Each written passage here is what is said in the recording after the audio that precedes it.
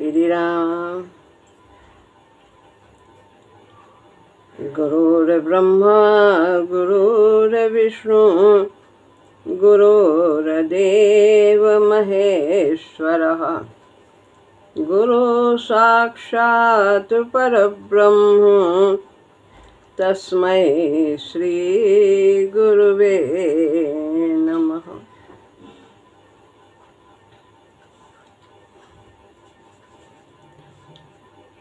श्रीमद् भगवद गीता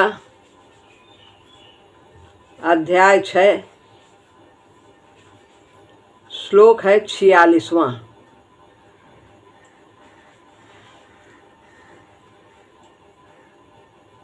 तपस्विभ्योऽधिको योगी ज्ञानिभ्योऽपि मतोऽधिकः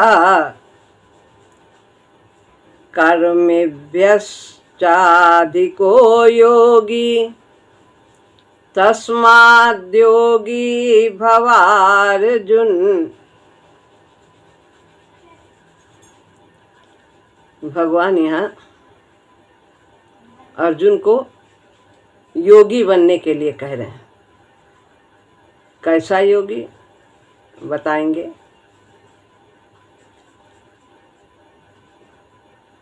तपस्वीभ्योऽधिको योगी कहते हैं योगी तपस्वियों से भी बढ़कर है, श्रेष्ठ है, और वह ज्ञानियों से भी बड़ा माना जाता है। ज्ञानिभ्योऽपि मतोऽधिका, मेरे मत में वो ज्ञानियों से भी श्रेष्ठ माना जाता है। कर्मिभ्यश्चाधिको योगी, और कर्मियों से भी योगी श्रेष्ठ है। तस्माद् योगी भवार्जुन, हे अर्जुन तू योगी बन जा, क्योंकि योगी सबसे श्रेष्ठ है। तपस्वियों से, ज्ञानियों से, सकाम कर्मियों से। भगवान अर्जुन को योगी बनने के लिए प्रोत्साहित करते हैं। युद्ध क्षेत्र में युद्ध से भागने के लिए जो तैयार है, युद्ध से इनकार कर रहे हैं, सब ये सब मारे जाएंगे, हत्या होगी, पाप होगा, अर्जुन ऐसा कह रहे हैं। उस अर्जुन को भगवान कह रहे हैं योगी भव। भव माने हो आज्ञा सूचक। और जगह तो कहा है कि युद्ध कर, यहाँ कह रहे हैं योगी हो जा। तो कर्म करते हुए कैसे योगी हुआ जाएगा, कर्तव्य करते हुए कैसे योगी हुआ जाएगा, इस श्लोक के माध्यम से बताते हैं।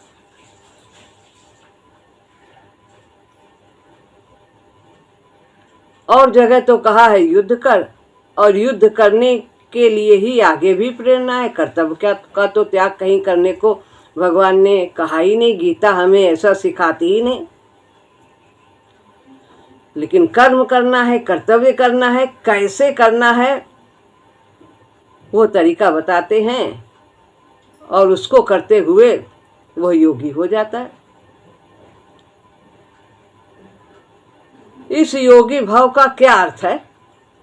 अर्थ तो वही है जो स्पष्ट है कि योगी हो जा, जुड़ जा मुझसे, संसिद्धि योगी हो जा, सिद्धि को प्राप्त कर। जो ब्रह्मनिष्ठ हो, जो आत्मदर्शी हो, जिसने आत्मा का दर्शन किया है। योगी जो सर्वथा वर्तमानोपि, कहते हैं कि योगी जो सर्वथा, योगी की बात करते, योगी कौन सा? जो सर्वथा वर्तमानोपि सा योगी मई वर्तते। सब कुछ वर्तता हुआ मुझसे ही वर्तता है, मेरा ही भाव करके करता है, मेरी ही सेवा करता है। ऐसा योगी हो जा। पर क्या युद्ध छोड़कर बना जाएगा योगी? और एक तरफ कहते युद्ध कर, और एक तरफ कहते हैं योगी बन। तो युद्ध करते हुए योगी बन।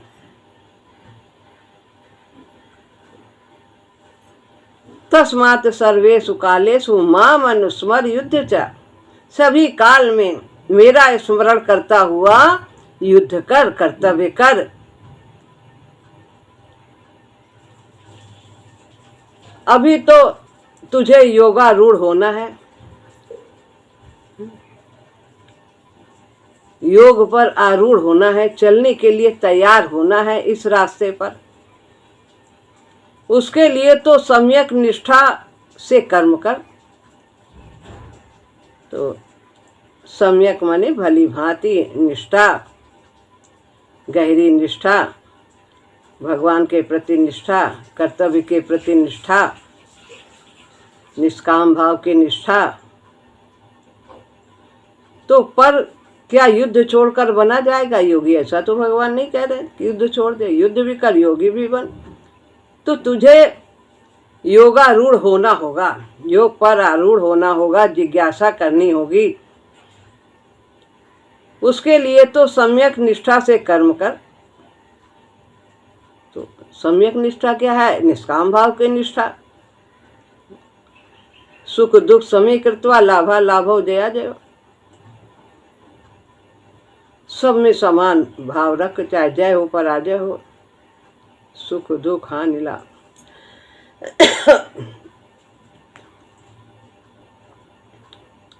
भीतर तैयार होगा एकांत साधना के लिए, तब साधना करना एकांत में। अभी तो तू कर्म कर, कर्तव्य कर, निष्ठा पूर्वक कर्म कर, मेरी आज्ञा का पालन करते हुए कर्म कर।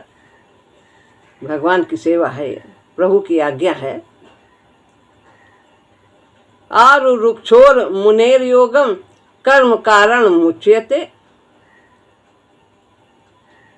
योग पथ पर आरूढ़ होने की इच्छा वाले के लिए साधन कर्म है। जो योग पथ पर आरूढ़ होना चाहता है, जिसे कल्याण को पाने की चाह है, जो अपना कल्याण करना चाहता है, लक्ष्य की प्राप्ति करना चाहता है, उसके लिए सबसे पहला साधन है कर्म करना। कर्म कैसे करना? निष्काम भाव से, जैसा कि अभी कहा, सुख दुख हानि लाभ जय पराजय सबको समान समझते हुए।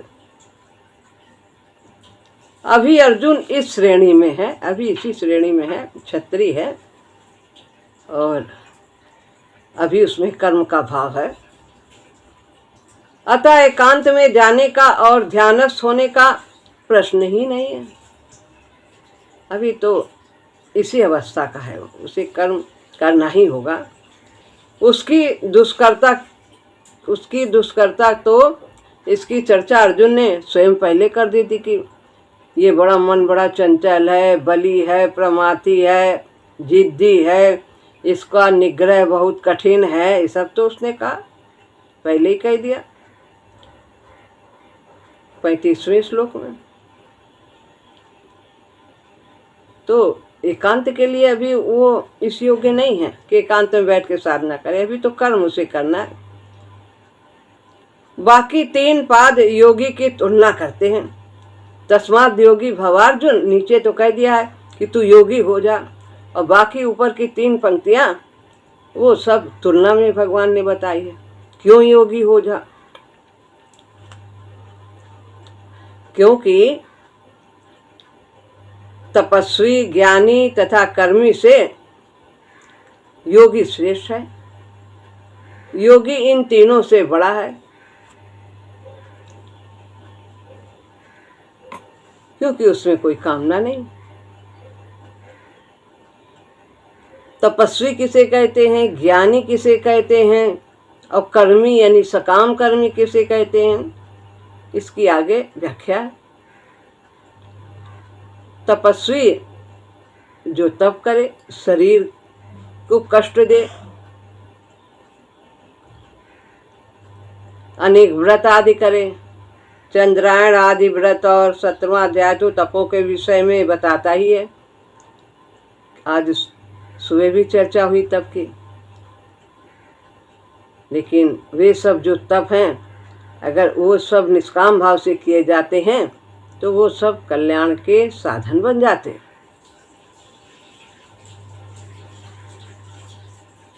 कायिक, वाचिक तथा मानसिक, और वो गुण भेद से भी 3 प्रकार के होते हैं। देखिए अध्याय 17 का 13वां श्लोक। गुण भेद से सात्विक तप, राजस तप और तामस तप हो जाते हैं। कार्य वही होता है, लेकिन निष्काम भाव से किया तो सात्विक हो गया। सकामता है, सांसारिक कामनाएं हैं, यज्ञ दान तप आदि कर रहे हैं कुछ सत्कर्म, उसमें कामना है सांसारिक, तो राजसी हो गया। और तामसी जो बिना निष्ठा के किया जाता है वो सब तामसी हो जाते हैं। किसी को कष्ट पहुंचाने के लिए भी बहुत से ऐसा कर देते हैं। तो गुण भेद से 3 प्रकार के होते हैं। सभी कुछ गुण भेद के कारण सब 3 प्रकार के बताए हैं भगवान ने। ज्ञान, कर्ता, कर्म, धृति, आहार आदि सबका वर्णन 3, उनके सबके 3 भेद किए, सात्विक, राजस और तामस। तो तपस्वी, तप का अर्थ है तपाना। जैसे धातु को तपाकर शुद्ध किया जाता है, सोना भी जब खान से निकलता है तो काला काला रहता है, फिर उसको तपाया जाता है तभी उसमें चमक आती है। ऐसे ही नियमों के द्वारा तन मन आदि को तपाकर निर्मल किया जाता है। ऐसा मन जो मांगे उसको बिल्कुल उसका उल्टा दो। तपस्वी लोग ऐसा करते हैं, शरीर को भी कष्ट दो। इस तरह से तपस्वी के ये दिनचर्या होती है, इस तरह से वो तप मानते हैं। यज्ञो दान तपस्या पावनानि मनीषिणाम। लेकिन यज्ञ, दान और तप भगवान कहते हैं ये तो करना ही चाहिए, लेकिन किस प्रकार से करना चाहिए ये बताया है। क्योंकि ये यज्ञ, दान, तप आदि ये व्यक्ति को पवित्र करने वाले होते हैं, शुभ कर्म करने वाले होते हैं। कामना भी है तो भी करते रहना चाहिए। एक समय आएगा ये जो शुभ कर्म है ये स्वतः ही अंदर से कामना निकाल देते हैं।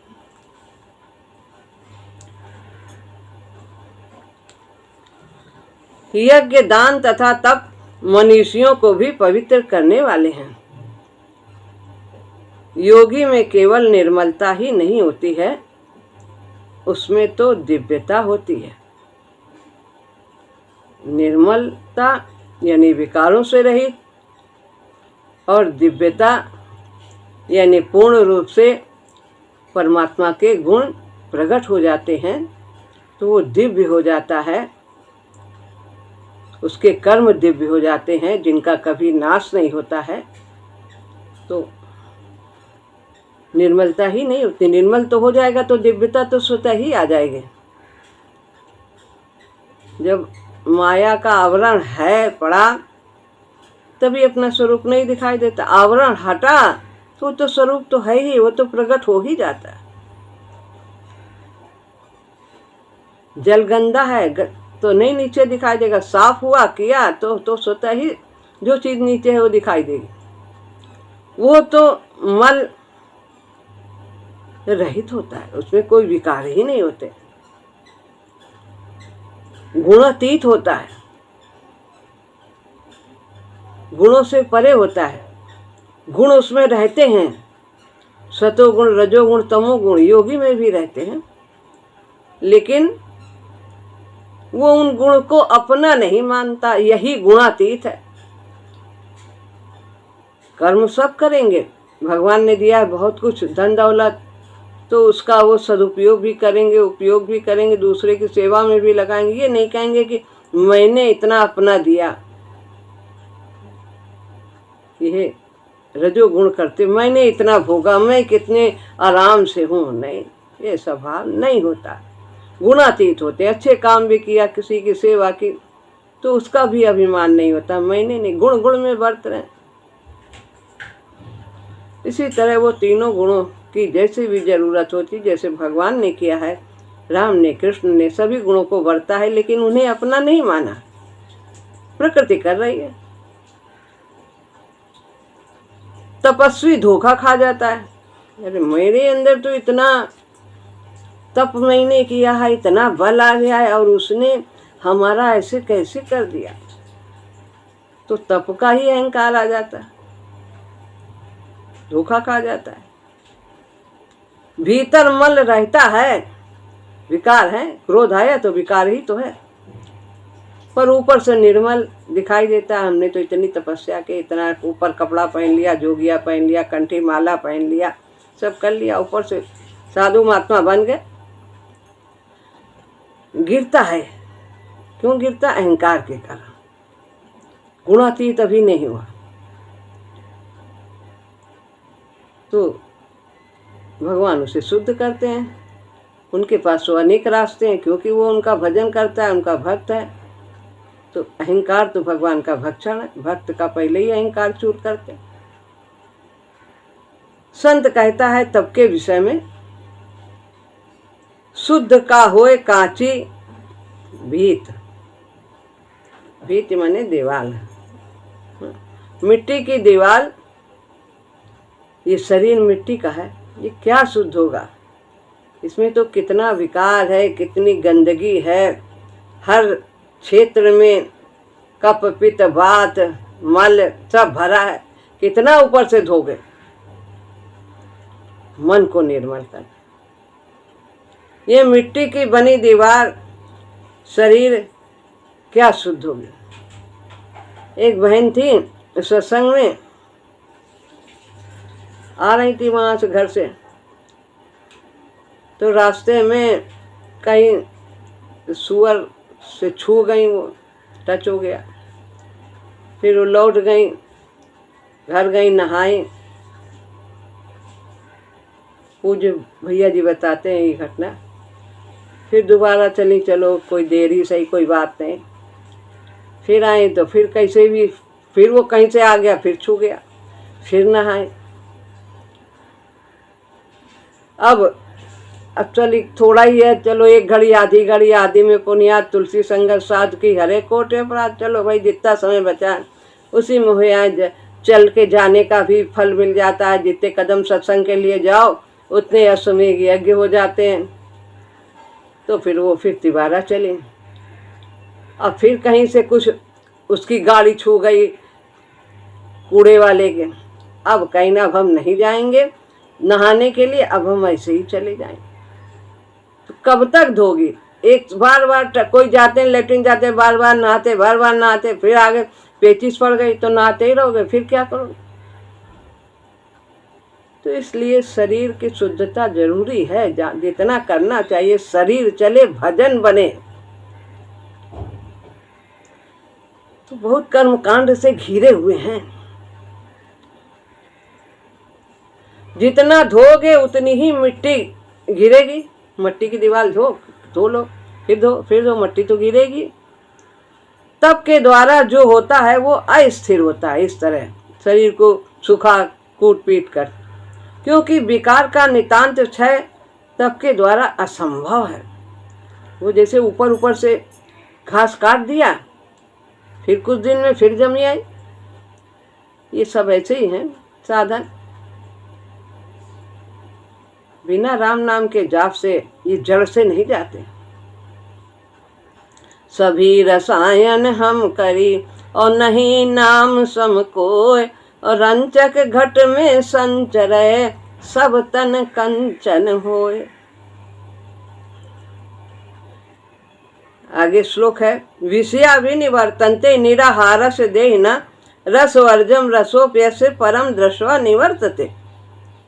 विषयों से पूर्ण रूप से निवृत्त नहीं हो जाता यदि हम बाहर से विषयों का आहार बंद कर दें। आँख में पट्टी बांध लें, कान में रुई लगा लें, मुंह में भी कपड़ा बांध लें, आदि कर लें, गेरुआ ही पहन लें, लेकिन हमारे अंदर जो रस है वो नहीं निवृत्त होते। विषयों के प्रति जो आकर्षण का रस है वो नहीं शांत होते। वो तो परम दृष्ट्वा निवर्तते, परमात्मा के दर्शन से ही निवृत्त होते, दूर होते हैं। और वो दर्शन हमें प्रभु की कृपा से गुरु की कृपा से, नाम के प्रताप से मिलता है। अनन्य भक्ति से ही दर्शन होते हैं और अनन्य भक्ति प्रभु कृपा, गुरु कृपा और नाम के प्रताप से प्राप्त होते हैं। जब तक व्यक्ति गुणों से परे नहीं होता तब तक प्रकृति के बंधन में आएगा। तो गुणातीत होना है, गुणों को अपना नहीं मानना है। जब तक हम इनको अपना मानते रहेंगे, चाहे सतो गुण है उससे भी हम बन जाते हैं, उसके सुख से और ज्ञान से बन जाते हैं। हम बड़े सुखी हैं, हमें बहुत ज्ञान है, क्या करना चाहिए क्या नहीं करना चाहिए, हम बन जाते हैं। गुण तो आपस में संश्लिष्ट हैं, जुड़े हुए हैं एक दूसरे से। सबके अंदर तीनों गुण हैं, पर प्रभावी कोई एक ही होता है एक समय में। इन्हें अलग अलग नहीं किया जा सकता, केवल मात्र प्रधान हो सकता है। जिसमें सतोगुण प्रधान हो सतोगुण ही कहा जाता है। जो जिस गुण की प्रधानता है वो वही उसका स्वरूप है। अतः पतन की, पाप की संभावना लगी रहती है। जो गुणों से अतीत है वो इस बंधन से, प्रकृति के पाप से परे है। ये तो गुण प्रकृति का कार्य है। गुण प्रकृति का कार्य है और जीव उसको अपना कार्य मान लेता, बेईमानी हो जाती है। गुण तो प्रकृति का धर्म है। ये तीन गुण, मन बुद्धि इंद्रियां, ये सब प्रकृति है। और ये सब जो इन्हीं से प्रभावित संस्कार आदि जो जैसे हैं उन्हीं के अनुसार हम काम करते हैं। प्रकृति हमारा जैसा स्वभाव है उसी के अनुसार स्वभाव कैसे बनता है, पिछले जन्म के संस्कारों के अनुसार बनता है। जो काम किए जिस भाव से उन्हीं को लेकर आते हैं। योगी अतीत होता है, गुणों से अतीत होता है, अतः वो पतन की संभावना से परे होता है। दूसरी संभावना है प्रकृति के दिव्यीकरण के, जिसे वैष्णव विशुद्ध सत्व कहते हैं। अब प्रकृति का भी दिव्यीकरण हो सकता है। कण कण प्रभु में हो सकता है। जब ये सब प्रभु के कार्य में लग जाते हैं, जब आत्मा का इन पर नियंत्रण हो जाता है, आत्मा के कहे चलते हैं, तो ये भी सब दिव्य हो जाते हैं। जिसमें रजस तथा तमस का बिल्कुल ही सम्मिश्रण नहीं रहता, वो तप के द्वारा संभव नहीं है। भला अपने बूट के तल्लों को ऊपर खींचकर कोई जमीन से ऊपर उड़ सकता है, पैर तो जमीन में ही टिकाएगा ना। ऐसे ही तप के द्वारा कोई रजस तमस का नितांत संशोधन कर सकता है क्या? नहीं कर सकता। तप के द्वारा निर्मल पूर्ण रूप से नहीं होया जा सकता। जो त्रिगुणातीत है, जो प्रकृति से परे है, उसकी चेतना के प्रकृति में प्रबल रूप से अवतरित होने पर यह संभव है कि विशुद्ध सत्व प्रकट हो जाए, सब दिव्य हो जाए। हमारे मन बुद्धि इंद्रियां शरीर ये सब परमात्मा में लग जाएं, तब विशुद्ध सत्व प्रकट हो जाए, तब हो सकता है। तो इनके लिए साधना करनी होती है। मन को भगवान में लगाना, बुद्धि को भगवान में लगाना, इंद्रियों को प्रभु में लगाना, ये सब तब ये सब दिव्य हो जाते हैं, प्रभु की सेवा में लग जाते हैं। वो चेतना इतनी ऊंची और बली होती है कि केवल विशुद्ध सत्व ही उसकी ऊंची अभिव्यक्ति का, दिव्याभिव्यक्ति का आधार बन सकता है। फिर वो पूरी तरह से परमात्मा का यंत्र बन जाता है। उसकी सभी क्रियाएं प्रभु द्वारा संचालित होती हैं। यही प्रकृति का दिव्यीकरण है। यह संभव है तो केवल मात्र योगी में, तपस्वी में इसकी संभावना नहीं है। तो इसीलिए कह रहे हैं तू योगी हो जा, त्रिगुणातीत हो जा। तपस्वी तो बाजीगर सा है, रोकथाम करता है, पर सभी रोकथाम अस्थायी होते हैं। मन को रोकता है, फिर मन विषयों की ओर भागता है, क्योंकि वह उसे अपने तप का अहंकार होता है। मैं कर रहा हूँ, मैं कर रहा हूँ। जितनी मात्रा में तप रास्ते में चलने के लिए व्यक्ति को तैयार करता है वो अच्छा है, थोड़ा जो है वो, लेकिन वो संशुद्धि नहीं प्राप्त कर सकता, परंतु वो आंतरिक जागृत के सामने नगण्य है। तप से सिद्धि भी होती है, परंतु वो अहम मूलक होने के कारण बंधन का कारण बनती है। सिद्धियां प्राप्त हो जाती हैं, पानी में चल देते हैं, आग में रखा हाथ पे से खा लिया, क्या क्या कर देते हैं सिद्धि, लेकिन भगवान का भक्त सिद्धि की तरफ नहीं देखता, योगी नहीं देखता, वो उनकी परवाह नहीं करता, उसे तो परम लक्ष्य दिखाई देता। अगर सिद्धि में अटक गए तो फिर यहीं रह जाएंगे। योगी ज्ञानी से भी बड़ा कहते हैं, जो वो शास्त्रादि के ज्ञाता हैं, ज्ञानी से भी बड़ा है, निश्चित ही बड़ा है। ज्ञानी तो योगारूढ़ मात्र है, अभी चल रहा है, अध्ययन कर रहा है, पढ़ रहा है, समझ रहा है, रास्ते पर पड़ा हुआ है, उसने भगवान में निश्चय को लाभ किया है, निश्चय कर लिया कि भगवान को पाना ही है, उसकी अंतरात्मा ने प्रभु को वरा है,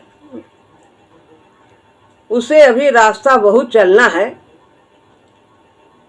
नाम लिखाने से ही विद्यालय में कोई एमए में नहीं पहुंच जाता है, 2, 4, 6 सब आगे पढ़ेगा, चलते चलते तब वहाँ पहुँचेगा। ऐसे ही तो ये साधना भी जन्म जन्मांतर लग जाते हैं। स्वयं तो भगवान कहते हैं कि बहुत जन्मों के अंतर ज्ञानवान मुझे पाता है, बहु नाम जन्म नाम अंते ज्ञानवान माम प्रपद्यते, बहुत जन्मों के बाद ही ज्ञानी मुझे प्राप्त करता है। योगी तो वह है जो संसिद्धा है, जिसने सिद्धि को प्राप्त कर लिया, परमात्मा को प्राप्त कर लिया है, वो है जिसने वासुदेव सर्वमिति इस कोटि के अनुभव को पाया है। सब में वो परमात्मा को देखता है, अपने में भी देखता है और दूसरे में भी भगवान को ही देखता है, सर्वत्र परमात्मा ही परमात्मा है। ऐसी सिद्धि उसने प्राप्त कर ली है जो निरंतर प्रभु से युक्त है। योगी योगी कर्मियों से भी बड़ा है। अब कर्मी तीसरी बात बता रहे, तपस्वी की बात बताई, ज्ञानी की बात बताई, अब कर्मी की बात बता रहे। कर्मी कौन है? जो सकाम कर्म करते हैं, यज्ञ दान तप आदि करते हैं, वो भी सांसारिक लाभ के लिए करते हैं। कर्मी कौन है? सकाम कर्म करने वाले ही कर्मी हैं, नहीं तो अकर्मी हो जाए, करते हुए भी अकर्ता। जो यज्ञ करते हैं ऊंचे लोगों को लाभ करने के लिए, जो दान देते हैं पुण्य करने के लिए, 1 गुना करो 100 गुना मिलेगा, 1000 गुना मिलेगा, थोड़ा सा दोगे बहुत मिलेगा, ये भावना है। ऐसे लोगों की संसार में बड़ी कीर्ति होती है, मान सम्मान होता है, वो संसार की दृष्टि में बड़े होते हैं, नाम होता है उनका, भैया इतना दिया, इतना दान किया। परंतु संत सिद्धि योगी के मुकाबले में वह कुछ भी नहीं है। जिसने परमात्मा को प्राप्त किया है उसके मुकाबले वो तो सब नाशवान है, जो कुछ उनको मिलता है वो तो कामना के चक्कर में है। सकाम कर्मी संसार के अहम मम के बंधन से बंधे हैं, मम के बंधन से बंधे भार वह पशु की तरह अपनी प्रकृति के दास है। प्रकृति का ये जो पशु हैं वो जो उनका स्वभाव है उसके आगे कुछ भी नहीं करते, आगे कुछ सोचते ही नहीं। तो ऐसे ही वो अपनी प्रकृति के दास हैं, जो उनका स्वभाव निम्न प्रकृति का पहले से चला आ रहा, उसी के अनुसार चलते चले आ रहे, उसमें परिवर्तन ही नहीं करते। हमने मानव तन पाया है तो इसका लाभ हमें उठाना है। उनकी प्रकृति के पारंगत योगियों से क्या तुलना? ऐसे व्यक्तियों के सकाम कर्मियों की जो प्रकृति के पार चले गए हैं, जो प्रकृति के बंधन से परे हो गए हैं, उनसे उनकी क्या तुलना?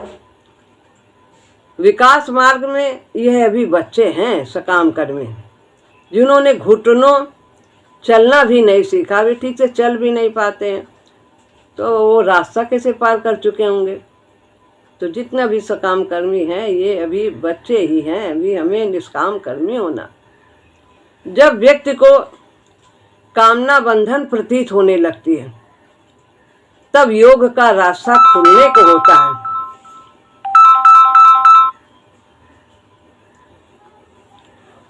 तब योग का रास्ता खुलने को होता है। जब हमें संसारिक कामना ने क्या कामना, ये चाहे सब कुछ दिखता है, पड़ा है संसार की वस्तुएं, लेकिन चाह नहीं है उनकी, और पाने की भी चाह नहीं है, तो ये बंधन है, सब बंधन है। तब योग का रास्ता खुलता है, तब भगवान की ओर चलने का रास्ता खुलता है। जब कामना समाप्त होती है तो रास्ते पर अर्थात योगारूढ़ हो जाता है, फिर वो चल देता है। कामना जब समाप्त हुई तो योग पर आरूढ़ परमात्मा के रास्ते पर चल देता है, संसिद्धि की ओर। जब कामना की संभावना से अहम मम से अतीत होता है तब योगी होता है। और जब अहंकार बिल्कुल समाप्त हो जाता है, एक परमात्मा का ही व्यक्तित्व तो सब में रहता है, अपना स्वतः कोई अस्तित्व ही नहीं प्रतीत होता है कि मैंने इतना तप किया, मैंने इतना साधन किया, मैं इतना सत्संग करता। यही तो बंधन है, सत्कर्म करते हुए भी बंधन हो जाता है। उसने कराया, जो कुछ कराया, कल्याण का द्वार खोला, प्रभु की कृपा से हुआ है। तो इस प्रकार से जो कुछ भी हो रहा है वो सब उसी की देन है। इस श्लोक से के साथ 12वें अध्याय का 12वां श्लोक पढ़ना रुचिकर होगा। श्रेयान द्रव्यमयो अज्ञात ज्ञान यज्ञ, नहीं ये है श्रेयो ही ज्ञान मभ्यासात ज्ञानात ध्यानम विशिष्यते, ध्यानात कर्म फल त्याग, त्याग शांति अनंतरम, त्याग से तुरंत शांति मिलती है। श्रेयो ही ज्ञान अभ्यासात, ज्ञान से अभ्यास श्रेष्ठ है, अभ्यास से ध्यान श्रेष्ठ है, और ध्यान से कर्म का फल त्याग श्रेष्ठ है, और कर्म फल त्याग से तुरंत शांति मिलती, परमात्मा की प्राप्ति होती है। तो इसलिए निष्काम कर्मी हो जा, योगी हो जा, सब कर्म मेरे लिए कर। तो इस प्रकार यहाँ भगवान योगी होने के लिए अर्जुन से कहते हैं कि युद्ध करता हुआ तू योगी हो जा, मेरे लिए कर्म कर, अपने कर्तव्य का पालन, क्योंकि योगी सबसे श्रेष्ठ है। यहाँ पर ये श्लोक पूरा होता है। अब अगला अंतिम श्लोक अगले सत्र में होगा इस अध्याय का। श्री राम।